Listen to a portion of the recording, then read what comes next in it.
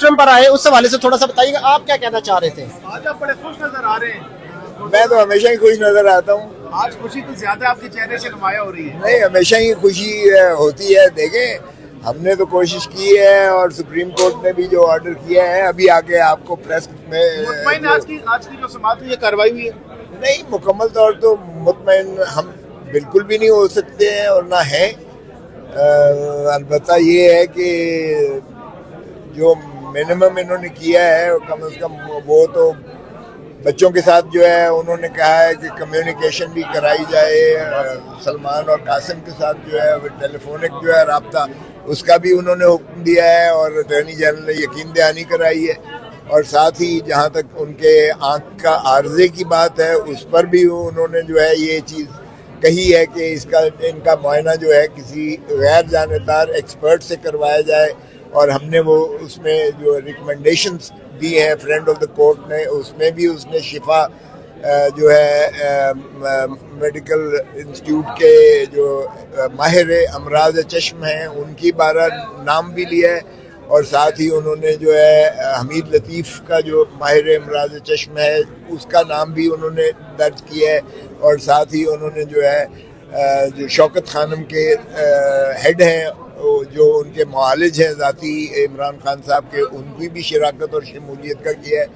اور یہ chief justice صاحب کے جو ہے انڈرٹیکنگ اٹارنی جنرل نے دی ہے کہ یہ جلدی سے جلدی ہوگی اور 16 سے پہلے ہی ان کا جو ہے یہ معائنہ ہوگا. ان جو ماہر امراض چشم ہیں جو شفا کا یا حمید لطیف کا یا شوکت خانم کے جو 3 ڈاکٹرز پر جو ہے وہ مشتمل بورڈ کہہ لیں یا ڈاکٹرز کی جو ہے وہ کہہ لیں ٹیم کہہ لیں, ان کے ذریعے سے ان کا معائنہ ہوگا اور ان کی جو ہے تشخیص اور علاج جو ہے کے لیے جو بھی ان کی ریکمنڈیشن ہوں گی اس پر عمل کیا جائے. سر پہلے بھی جو ڈاکٹر سے انہوں نے کہا کہ جیل میں یہ ممکن نہیں ہے معائنہ کرنا اور پھر اس کا علاج کرنا, تو کیا آپ سمجھتے ہیں کہ عدالت یہ بھی آرڈر کرے گی کہ ان کو اسپتال شفٹ کیا جائے؟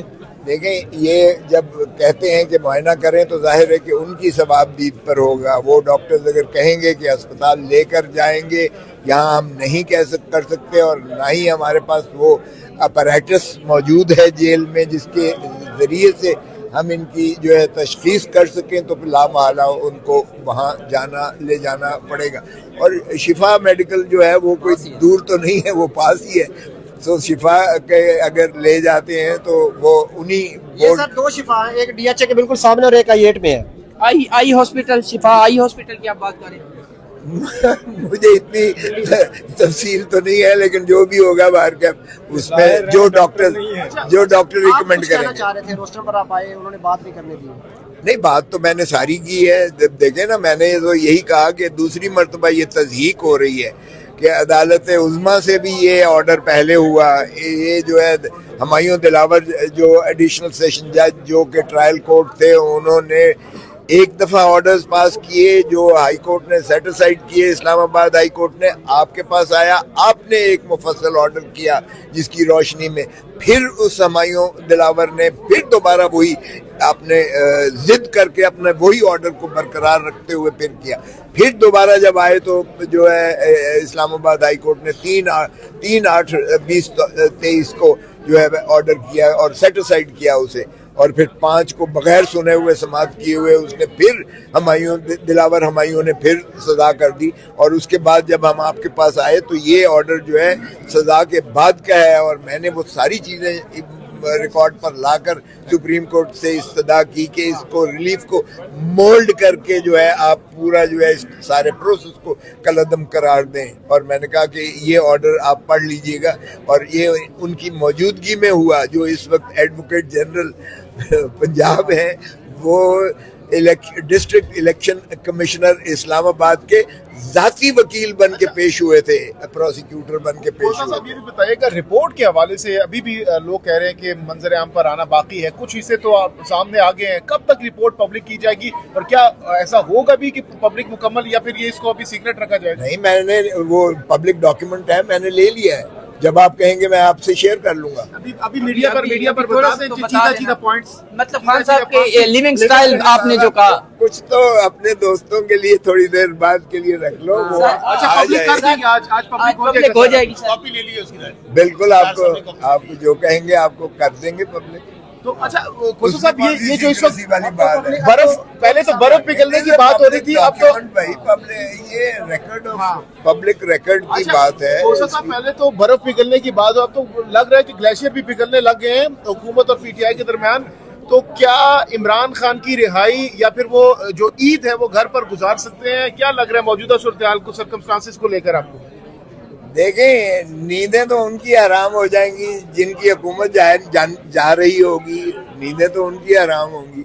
اس لیے عمران خان صاحب کا جہاں تک تعلق ہے, رپورٹ سے واضح ہے کہ وہ بڑا پرعزم ہے اور الحمدللہ وہ روح صحت ہے, سوائے اس کے کہ ان کی آنکھوں کا عارضہ جو ہے وہ لامحالہ ایک حقیقت ہے. رمضان اور عید خان صاحب گھر گزار سکتے ہیں آپ کو لگ رہا ہے موجودہ حالات میں؟ دیکھیں, قوم ساری اسی چیز کی متمنی ہے, اسی چیز کی متوقع ہے, اسی چیز کی ملتمس ہے, اسی چیز کے ہم بھی متجسس ہیں, اور ہم یقیناً خواہش ہوگی ہماری بھی اور ساری قوم کی بھی کہ وہ. خبر یہ بھی چل رہی تھی کہ بنی گالا کی مسجد کے جو امام ہیں اس حوالے سے بھی ایک ویکینسی آ گئی ہے, وہاں پر ان کو ضرورت پڑ گئی ہے, تو اشارہ خان صاحب کی طرف ہے کہ شاید وہ بنی گالا میں اب کی بار رمضان گزاریں گے, تراویح پڑھیں گے. بھائی میں خود امامت کراتا رہا ہوں ایز اے گورنر, جب میں پنجاب کا گورنر تھا تو میں خود امامت کراتا تھا. ویسے بھی اسلامی شعار میں, یعنی آپ بنی گالا میں اس دفعہ امامت خود کرائیں گے, تراویح پڑھائیں گے؟ دیکھیں وہ تو جب ضرورت ہوگی تو لیکن نماز پڑھاتے ہیں, جمعہ نماز بھی پڑھاتے ہیں, فجر کی بھی پڑھاتے ہیں, عصر کی تو خیر وہ ویسے ہی خاموشی کی ہوتی ہے, لیکن نماز پڑھانا تو ہر مسلمان کو آتا ہے. بنی گالا کی رونقیں دوبارہ سے آباد ہو رہی ہیں آپ کے خیال میں آنے والے دنوں؟ ہونی چاہیے, بالکل ہونی چاہیے. میں سمجھتا ہوں کہ ہونا یہی امکانات نظر آ رہے ہیں آپ کو؟ دیکھیں, امکانات تو عمران خان 8 فروری 2024 کا وزیر اعظم ہے, اس میں کسی کو شک ہے؟ تو بالکل بنی گالا کی رونقیں بحال ہونی چاہیے اگر ہم نے ملک کو آگے لے کر چلنا ہے.